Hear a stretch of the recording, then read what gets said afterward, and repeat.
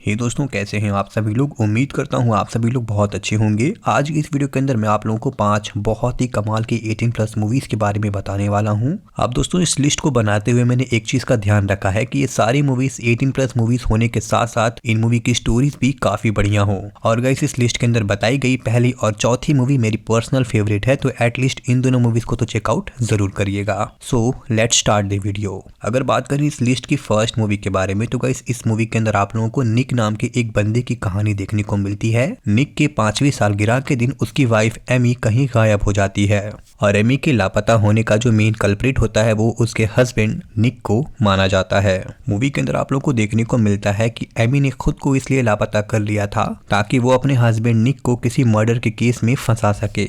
अब ये मर्डर का केस क्या है और निक की वाइफ एमी उसके साथ ऐसा क्यों कर रही है, इस चीज को जानने के लिए आपको ये मूवी देखनी पड़ेगी। एंड ट्रस्ट मी गाइस, इस मूवी को देखते वक्त आप अपना जितना दिमाग यूज करोगे उतना कम पड़ जाएगा, क्योंकि मूवी का प्लॉट और मूवी की जो स्टोरी है बहुत ही ज्यादा कमाल की है। और मेरी तरफ से ये मूवी एक मस्ट वॉच मूवी है। मूवी का नाम है गोन गर्ल, जिसको रिलीज 2014 के अंदर किया गया था।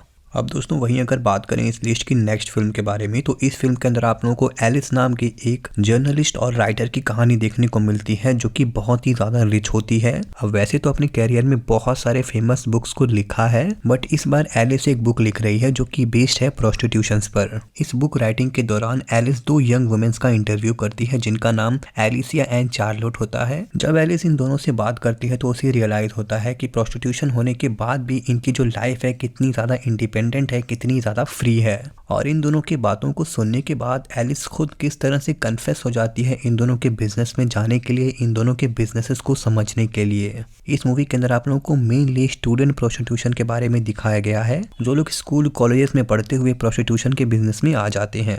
मूवी काफी ज्यादा बोल्ड है, बहुत सारे एडल्ट सीन्स आप लोगों को इस मूवी के अंदर देखने को मिलते हैं, तो इस मूवी को अपने फैमिली के साथ आपको बिल्कुल भी नहीं देखना है। तो हाँ, अगर आप लोगों को इस तरह से स्टूडेंट प्रोस्टिट्यूशन के ऊपर बेस्ड बनी मूवीज को देखना पसंद है तो आप इस मूवी को चेकआउट कर सकते हो। मूवी का नाम था एलिस, जिसको रिलीज 2011 के अंदर किया गया था। अब दोस्तों, वहीं अगर बात करें इस लिस्ट की नेक्स्ट फिल्म के बारे में, जो कि अगेन कुछ इसी तरह के कॉन्सेप्ट पर बेस्ड है। इस मूवी के अंदर भी आप लोगों को कुछ प्रोस्टिट्यूशन वाली स्टोरी ही देखने को मिलती है। मूवी के अंदर आप लोगों को टैमर नाम की एक वुमेन की कहानी देखने को मिलती है जो कि एक सिंगल मदर है और उसकी 2 डॉटर्स भी हैं। टैमर अपनी पूरे कॉलोनी, अपने पूरे मोहल्ले के अंदर बहुत ही ज्यादा फेमस है, क्योंकि टैमर अपनी फैमिली को रन करने के लिए, अपने फैमिली को फीड करने के लिए करती है प्रोस्टिट्यूशन का बिजनेस। वो अपनी कॉलोनी, अपने मोहल्ले के अंदर बहुत सारे अलग अलग मेंस के साथ, मर्दों के साथ रिलेशनशिप रखती है। अब टैमर का इस बिजनेस के अंदर इतने सालों तक रहने के बाद एक एक्सपीरियंस तो हो जाता है कि वो जितने मर्दों से मिलती है उनके साथ वो सिर्फ फिजिकल रिलेशनशिप ही बनाती है। वो उन सारे मर्दों को एज अ कस्टमर के तौर पर ही ट्रीट करती है, उनसे पैसे लेती है, उन्हें सर्विस देती है और फिर अपने रास्ते चलते बनती है। बट तभी एक दिन टैमर की मुलाकात शे नाम के एक बंदे से होती है, जो कि होता तो टैमर का कस्टमर ही है, बट फिर धीरे धीरे दोनों के बीच की जो म्यूचुअल अंडरस्टैंडिंग्स होती है वो काफी अच्छी होती हैं। दोनों एक दूसरे को काफी अच्छे से समझते हैं, जिसके बाद कुछ समय पे चल करके दोनों के बीच एक कन्वेंशनल रिलेशनशिप भी स्टैब्लिश हो जाता है। अब फिर आप लोगों को मूवी के अंदर यही देखने को मिलता है कि जो शे नाम का बंदा है वो इसके डॉटर्स को अडॉप्ट करता है या फिर नहीं, और आगे चल के इन दोनों के रिलेशनशिप का क्या होता है। क्या टैमर अभी भी अपने पास्ट के अंदर फंसी है या फिर शे के साथ एक नई लाइफ स्टार्ट करने के लिए वो तैयार है। मुझे पर्सनली ये मूवी काफी पसंद आई। उस तरह का थ्रिल, उस तरह की फास्ट पेसिंग मूवी ये बिल्कुल भी नहीं है जो कि अदर आप लोगों को मैंने लिस्ट के अंदर बताई है, बट फिर भी ये मूवी मेरे लिए एक अलग स्पेस होल्ड करती है। मुझे ये मूवी काफी सही लगी। मूवी का नाम है दी स्लट, जिसको रिलीज 2011 के अंदर किया गया था। मूवी के अंदर आप लोगों को भर भर के, भाई लिटरली सबसे ज्यादा 18+ सीन्स आप लोगों को इसी मूवी के अंदर देखने को मिलेंगे। ये मूवी एक कंप्लीटली वॉच अलोन मूवी है। फैमिली के साथ तो क्या, अकेले भी देखोगे तो भी आपको शर्म आ जाएगी, but still I would say कि आपको इस मूवी को एक बार चेकआउट जरूर से करना चाहिए। मुझे पर्सनली ये मूवी काफी डिसेंट लगी। अब दोस्तों, इस लिस्ट के अंदर मैं आप लोगों को जो नेक्स्ट मूवी बताने वाला हूँ उस मूवी को देख करके आपका दिमाग पूरी तरह से सुन्न पड़ जाएगा, क्योंकि इस मूवी की स्टोरी इतनी ज़्यादा क्रेजी है, इतनी ज़्यादा घिनौनी खतरनाक है कि इसको देखने के बाद आप वीडियो के नीचे कमेंट करोगे कि भाई मुझे ऐसी ही मूवी और बताओ। दरअसल दोस्तों इस मूवी के अंदर आप लोगों को रॉबर्ट नाम के एक स्किन सर्जन या फिर कहें डॉक्टर की कहानी देखने को मिलती है। रॉबर्ट एक बहुत ही फेमस स्किन सर्जन होता है जो कि स्किन्स को लेकर के नए नए एक्सपेरिमेंट करता है, वर्ल्ड के सामने उन एक्सपेरिमेंट्स को रखता है। एक दिन रॉबर्ट की वाइफ का एक कार एक्सीडेंट होता है और उस कार एक्सीडेंट के दौरान रॉबर्ट की जो वाइफ होती है उसकी जो स्किन होती है वो पूरी तरह से जल जाती है, बर्बाद हो जाती है। और अब रॉबर्ट डिसाइड करता है कि वो एक स्किन सर्जन होने के नाते अपनी वाइफ की स्किन को पूरी तरह से ठीक करेगा, फिर चाहे भले ही क्यों ना रॉबर्ट को किसी दूसरी वुमेन से उसका स्किन खींच के अपनी वाइफ के स्किन पर लगाना हो। रॉबर्ट हमेशा अपने बेसमेंट के अंदर एक वेरा नाम की वुमेन को बंद करके रखता है और उस वेरा नाम की वुमेन के ऊपर रॉबर्ट ढेर सारे एक्सपेरिमेंट्स करता है।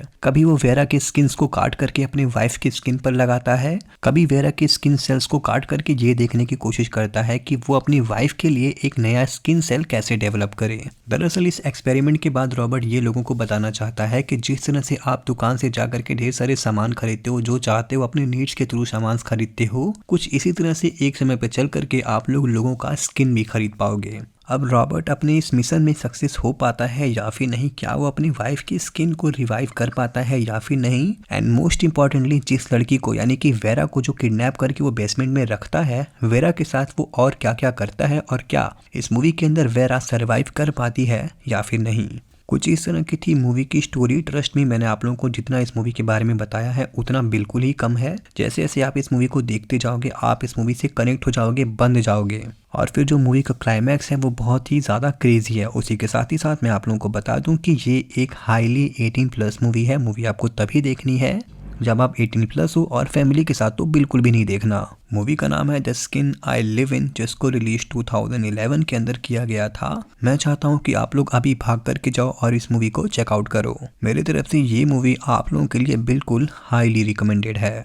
अब दोस्तों अगर बात करें इस लिस्ट की नेक्स्ट फिल्म के बारे में, जिसको आप में से काफी सारे लोगों ने ऑलरेडी देख रखा होगा, बट अगर नहीं देखा है तो इस मूवी को चेकआउट जरूर करना। इस मूवी के अंदर आप लोगों को विक नाम के एक बंदे की कहानी देखने को मिलती है, जिसकी एक बहुत ही खूबसूरत, बहुत ही ब्यूटीफुल वाइफ होती है जिसका नाम मेलिंडा होता है। दरअसल दोस्तों विक एक बहुत ही सीधा साधा और बहुत ही अच्छा इंसान होता है। अब वैसे तो विक और मेलिंडा दोनों एक दूसरे से बहुत ही ज्यादा प्यार करते हैं, दोनों की एक डॉटर भी है, बट जो मेलिंडा होती है वो विक के साथ प्यार करने के साथ साथ बाकी अदर मेंस के साथ भी रिलेशनशिप रखती है। एंड यू नो व्हाट, वो इन सारे रिलेशनशिप्स को अपने हस्बैंड यानी कि विक के सामने छिपाती भी नहीं है।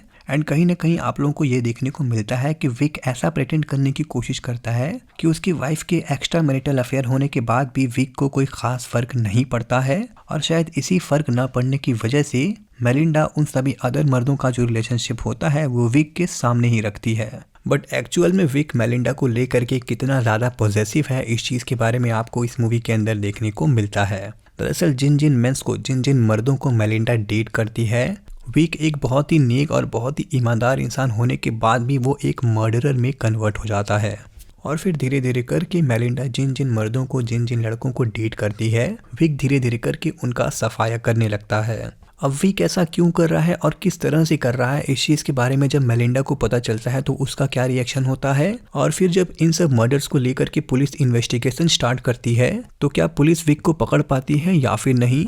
इस मूवी के अंदर आप लोगों को इन्हीं सब चीज़ों के बारे में देखने को मिलता है। मूवी के अंदर आप लोगों को स्टोरी काफ़ी बेहतरीन देखने को मिलती है। मूवी के अंदर आप लोगों को एडल्ट सीन्स भी काफ़ी ठीक ठाक से बढ़िया वाले देखने को मिल जाते हैं। मूवी का नाम है डीप वाटर, जिसको रिलीज 2022 के अंदर किया गया था। क्राइम थ्रिलर के हिसाब से ये एक काफ़ी परफेक्ट मूवी है जिसको आपको ज़रूर से देखना चाहिए। सो गाइस यही था आज की इस वीडियो में। उम्मीद करता हूँ कि आपको ये वीडियो काफ़ी पसंद आया होगा। लिस्ट के अंदर बताई गई अपनी फेवरेट मूवी का नाम नीचे कमेंट में मेंशन करना ना भूलें, और वीडियो को लाइक करें, और बहुत ही ज़्यादा पसंद आ गई है तो अपने दोस्त के साथ शेयर करके वीडियो को हाइप ज़रूर करें। चलता हूँ दोस्तों, अगले सैटरडे को एक और ऐसी बहुत ही कमाल की लिस्ट में आप लोगों के लिए लेकर के आऊँगा, तो उसके लिए चैनल को सब्सक्राइब ज़रूर से कर लेना। मिलेंगे नेक्स्ट वीडियो के अंदर। धन्यवाद।